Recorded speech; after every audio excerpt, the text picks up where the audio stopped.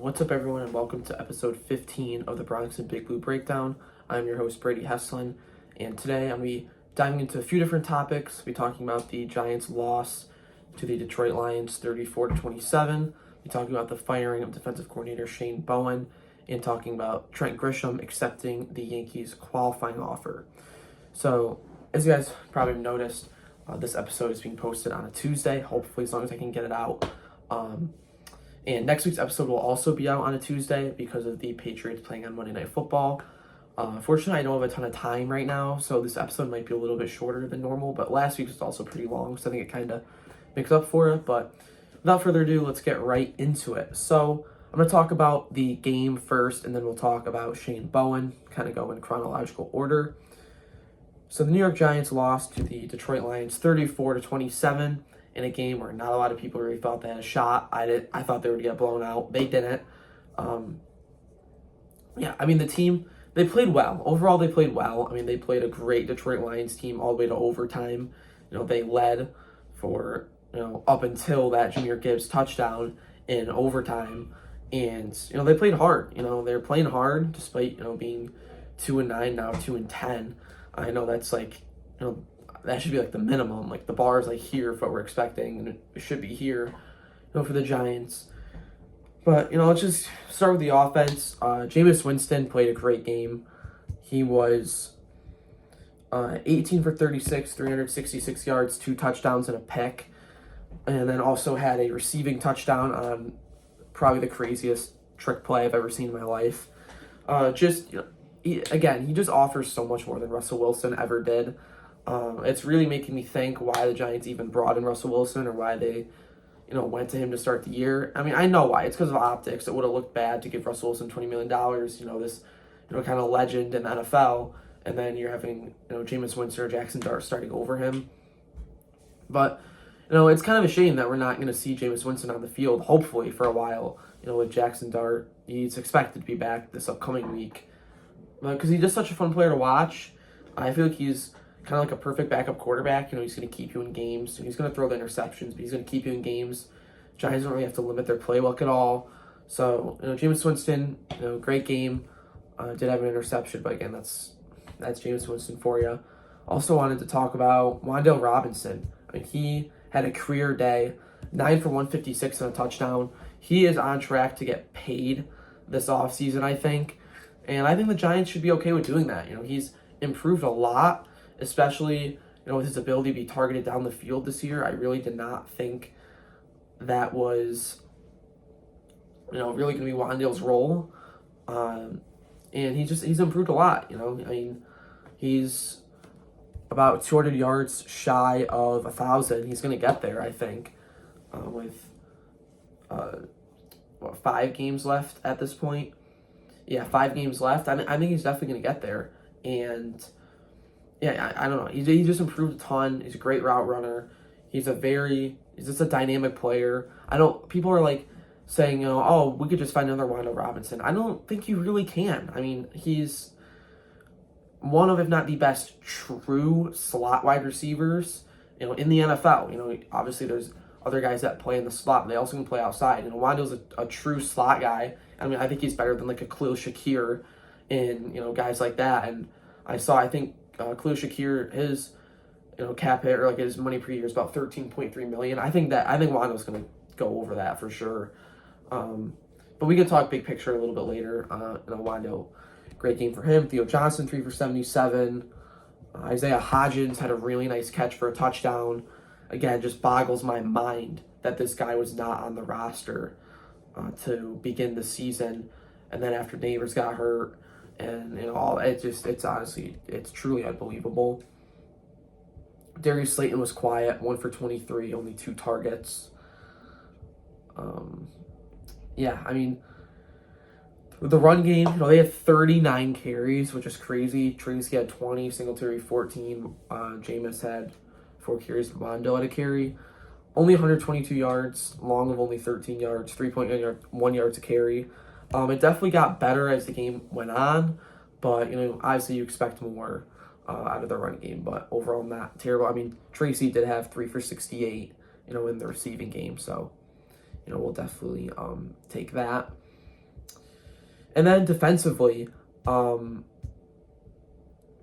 just the run defense, that's what it comes down to, honestly. Just the run defense is so bad. It's been bad for years.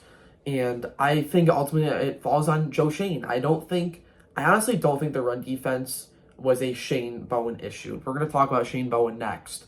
But I really don't think that. I think Joe Shane has just flat out done a bad job with the run defense. And I think a clear example of that, I keep going back to it.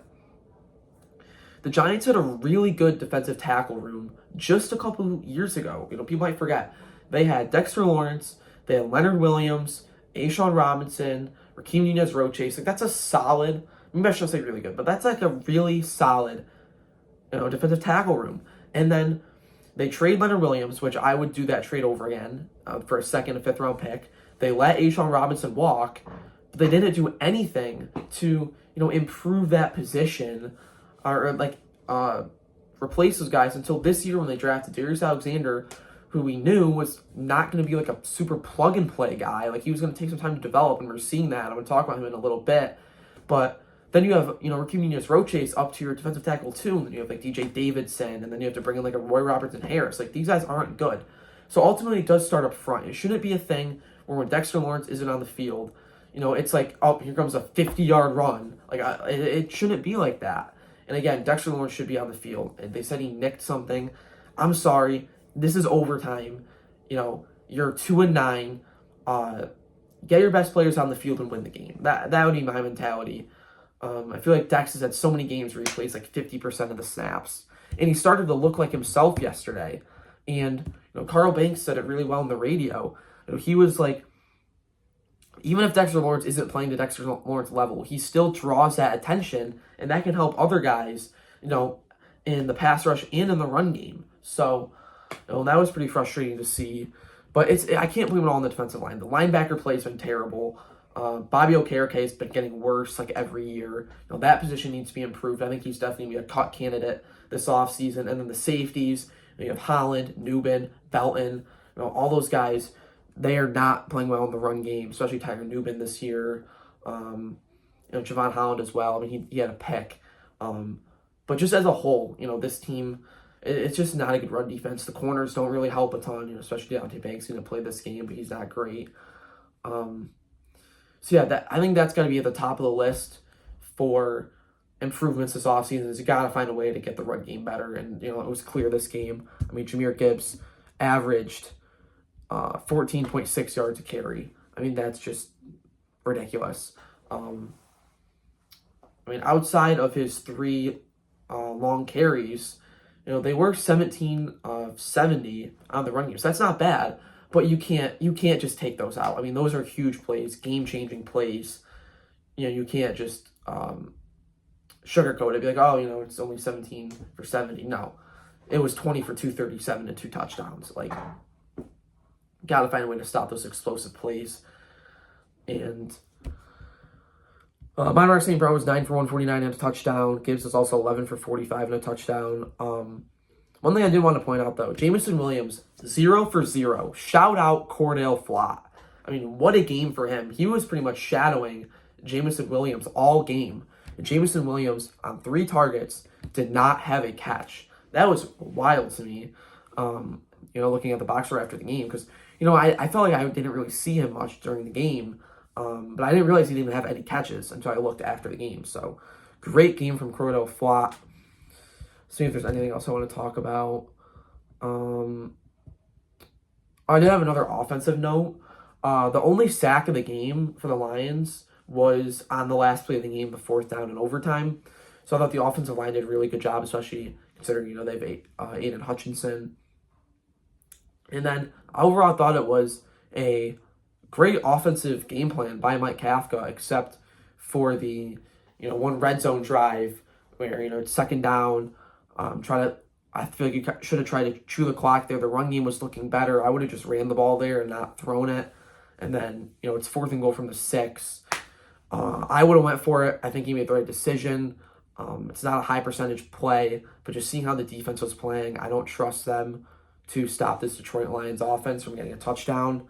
And I think it looks worse on Kafka if he kicks the field goal there and then they go down and score a touchdown, I don't think it looks as bad if they will go for it, don't get it, and then, they get the field goal. I mean, everyone watching that game knew Jake Bates was hitting that field goal. I didn't think there was any doubt, honestly, just knowing how kickers kick against the New York Giants. Just everyone, hits their career long, I guess, in clutch situations. I mean, you have Jake Elliott, Graham Gano, Brandon Aubrey, Jake Bates, and the list goes on. I mean, it's actually unbelievable. I think that's about all that I have for the game. Again, I'm trying to kind of go quick. I want to get this episode out and I don't have a ton of time. So let's dive into Shane Bowen. So Monday morning, the New York Giants relieved defensive coordinator Shane Bowen of his duties. So let's talk a little bit about Shane Bowen. So when Shane Bowen was hired, I did not think it was a good hire. He was like the safe option. They missed out on some of their top guys, Bobby Babich. There's another guy that went to was Anthony Weaver. Someone went to the Ravens, I remember. So they went with Shane Bowen. And he was not good last year. He was not good last year. I wanted him fired last offseason. They didn't do it. A lot of people think it was because of, the Giants didn't think they could get a better option, or, no one wanted to come work with Brian Dable because it would be his third defensive coordinator in 3 years and he's on the hot seat and this and that. I still would have fired him. I think you try and look for maybe an up-and-coming guy, or, you could find someone to do a better job than Shane Bowen. That's my thought process there. But the crazy thing is, I forgot about this until I saw Dan Duggan's post. The Giants could have not even had to fire Shane Bowen because Mike Vrabel wanted Shane Bowen to be his defensive coordinator in New England. They could have just let Shane Bowen go to New England and not fired him. And I think that would have looked a lot better, clean Brian Dable's hands, whatever. I don't think that would have looked as bad, if they just flat out fired him. But they didn't do that. They kept him. Now they ended up firing him this season. He just wasn't an inspiring coach. He didn't have a lot of disguised looks. He never blitzed more than 5. Obviously, the soft zone stuff late in games was super frustrating. What I will say, again, I'll say it again, I don't think the run defense was his fault. He had really good run defenses in Tennessee, and then he comes to the Giants, has a terrible run defense. Wink Martindale, great run defense in Baltimore, comes to the Giants, terrible run defense. I think that's a personnel issue, not a schematical issue. But again, not a good defensive coordinator. The soft zone stuff, all the blown leads, that's on Shane Bowen. Brian Dable got fired for that stuff, or for some reason they kept Shane Bowen. That was on Shane Bowen. This game, you saw some of that soft zone in the fourth quarter. The Cowboys game was terrible. The Broncos game was terrible. So, it needed to happen. I think it was too late. There's a lot. They could have fired him after the Cowboys game. They could have fired him after the Broncos game. They could have fired him last week. But they are firing him this week, so I guess it's better late than never. Charlie Bullen, the outside linebackers coach, has been named the interim defensive coordinator. I thought they were going to go with Andre Patterson and Marquand Manuel. Looks like they're going a little outside the box, which honestly I'm fine with. Some people are saying, he might be more of like a motivator kind of guy. We'll see. I'm not super invested in the interim defensive coordinator because at the end of the day, this guy will not be the defensive coordinator for the Giants or for any team next season unless something unbelievable happens. So yeah, I think most Giants fans knew Shane Bowen was going to be fired, knew he should have been fired. He was kind of a let the players play coach. He never felt like the Giants had an advantage with Shane Bowen as a defensive coordinator. That's something I personally look for in coaches. I think that's how you can kind of evaluate if coaches are good or not is, do you feel like this guy gives you an advantage? Because with Brian Dable and even Mike Kafka, I do think there were situations where those guys do give you an advantage. Shane Bowen, I don't think he ever gave the Giants any sort of an advantage. He kind of banked on all 11 players executing, and that just doesn't happen a lot in the NFL, especially for a team like the New York Giants with, they have Corey Black, Jared Bernard-Converse, Zaire Barnes, Swayze Bowman, Darius Muasau, Deontay Banks, Tyler Newman. When you have just bad football players all around, that just isn't, going to be the case. So that's kind of the Spark Notes version of the Shane Bowen firing. Last thing I will say, I'm going to have this probably at the end of every Giants game until he's fired. Joe Shane is 20-42-1 as the New York Giants general manager. And since the 7-2 start in 2022, he is 13-40-1. So I will leave that there. Now we will move on to the New York Yankees, talk a little bit about Trent Grisham. So Trent Grisham accepted the qualifying offer, meaning, I want to see what the exact number is. It's about $22 million. And I feel like this move has been overhated. It's $22.025 million, so I was correct. I think this move's been overhated. The playoff struggles is obviously one thing. He had about like a 400 OPS or something in the postseason, and that's kind of the last Trent Grisham memory in Yankees fans' minds.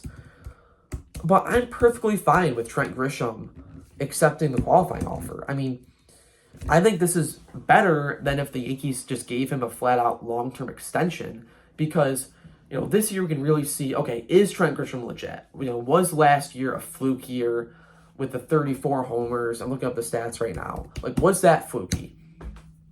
We'll see. And really, in the grand scheme of things, $22 million it's not anything crazy. I mean, for a guy that hit 235, 34 homers, 348 on base, 464 slug, 811 OPS, 125 OPS plus, and plays really good defense in center field, that's not a bad move. And I don't understand where the hate is coming from.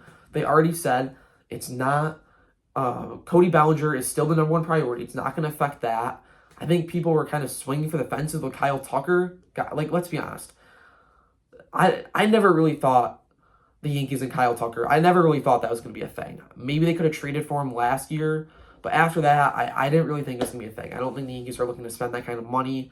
And at the end of the day, if the Giants, I'm in football mode. If the Yankees have an outfield of Cody Bellinger, Trent Grisham, Aaron Judge, and Jason Dominguez, that's a really good outfield. It is. And people obviously want Dominguez to play, but this is a good problem to have.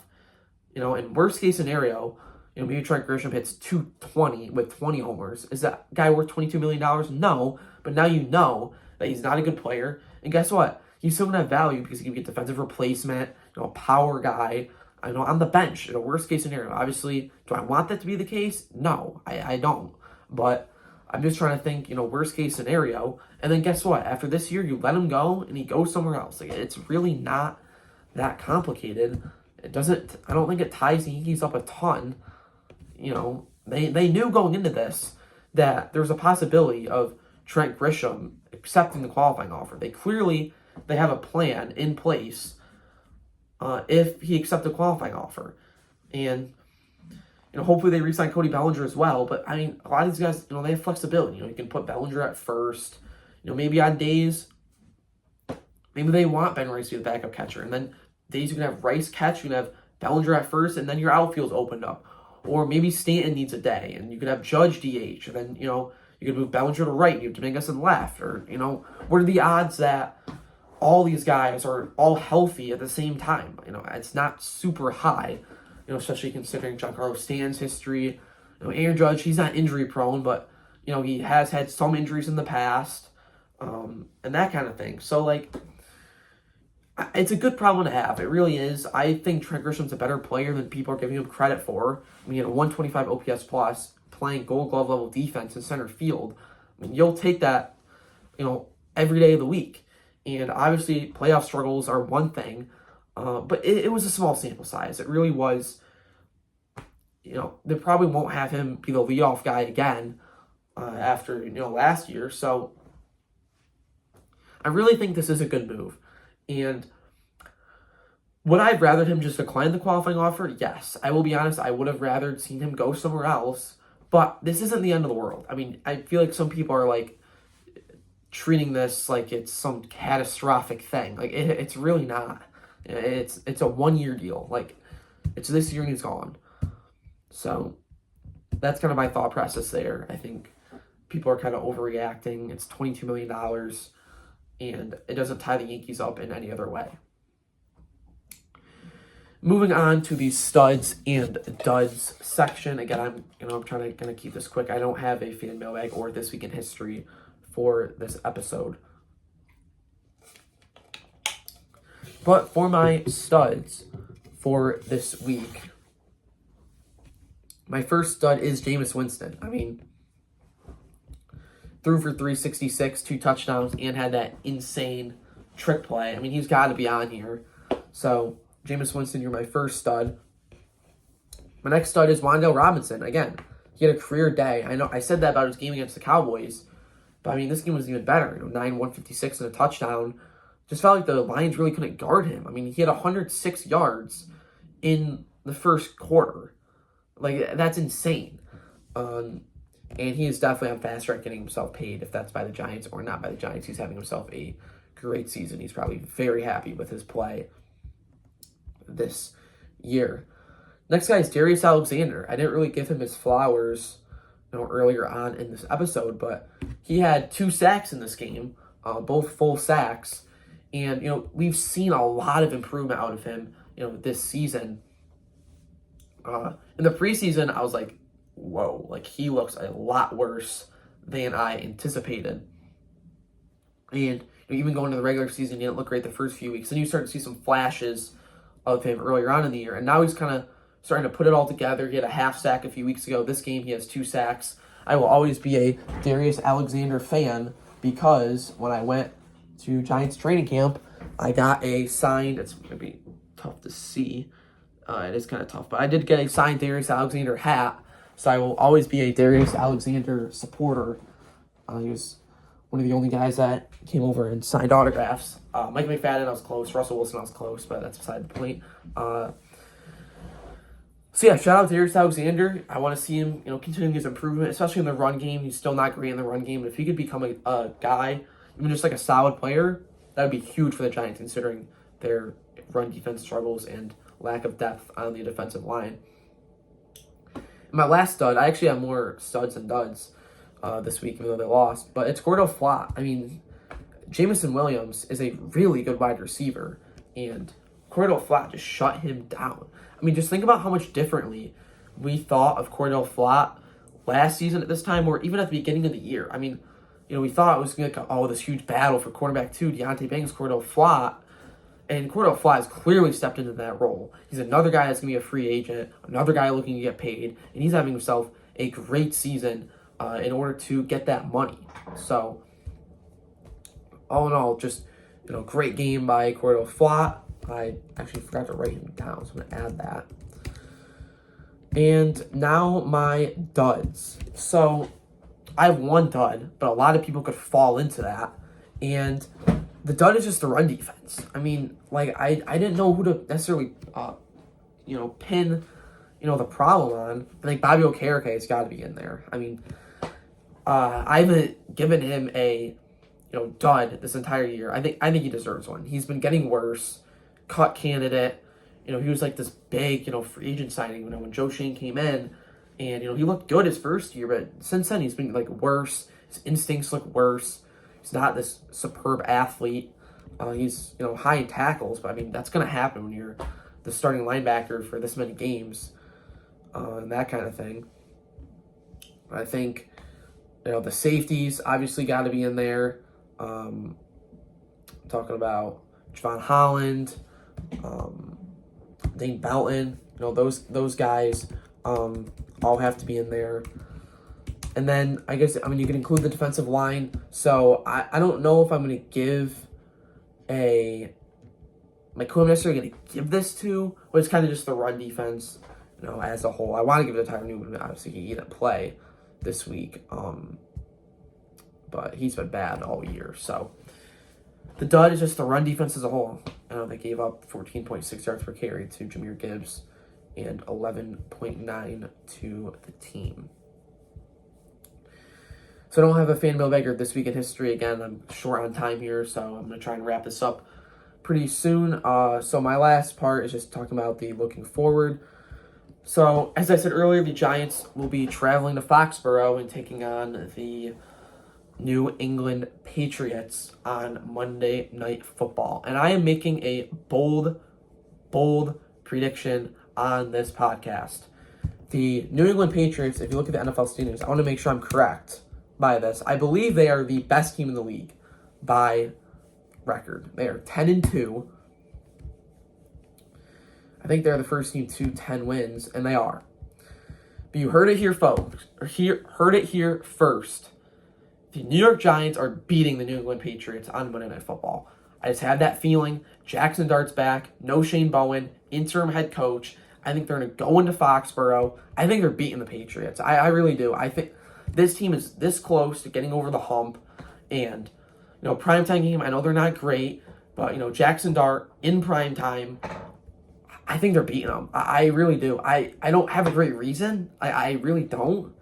I just kind of have that feeling. I was just, I've been thinking about it over the last, 24 hours. And, I don't, obviously, you play your schedule. You know what I mean? You can't blame the Patriots. But, man, they have had an easy schedule. I mean, they really have. I mean, they lost to the Raiders by 7. They beat the Dolphins by 6, lost to the Steelers by 7. They've been on a win streak ever since. They destroyed the Panthers, beat the Bills, beat the Saints by 6, destroyed the Titans, destroyed the Browns, beat the Falcons by 1, beat the Bucks by 5, beat the Jets by 13, and then beat the Bengals by 6. I don't know. And then, they got the Bills, coming out of the bye. I just have that feeling, I think they might be kind of maybe overlooking the Giants a little bit, with their 2-10 record. But honestly, I know I've been bashing the team a lot this year. There's no doubt in my mind this team is better than 2-10. I mean, they've played really competitively with a lot of good teams. I mean, they flat out beat the Eagles and Chargers. I'm not defending, the losses by any means. I just have that feeling. Maybe they get blown out. I don't know. Because I feel like every time that I feel like the Giants have no shot, they end up making it close. And then when I think they do have a chance, they get blown out. So maybe the Giants look completely awful and they get blown out in prime time because, Mike Kafka doesn't know what he's doing on prime time. And then the run defense looks awful. Travion Henderson just runs all over him. And Drake May just dicing up the secondary. I don't know. Maybe I'm wrong. But I think the Giants have a legit shot in this game. And I think they're going to come out on top. Do I think they're going to blow them out? No. I think, maybe, a Younghoe Koo game-winning field goal or, Jackson Dart 2-minute drive. I don't know. I just think they're going to find a way, finally. They have Shane Bowen out. I think that's going to help. They've been playing hard under Kafka. They have another day of preparation. I think they're beating the Patriots. So I'm ending this episode on a bang. So that's going to do this episode. Sorry, it's a little bit shorter. I'm kind of short on time. I actually have to go to work in 30 minutes. So I'm going to end this here. Thank you guys for watching. And remember, next week the episode will be on Tuesday with the Giants playing Monday night. So let's go Yankees and let's go Giants.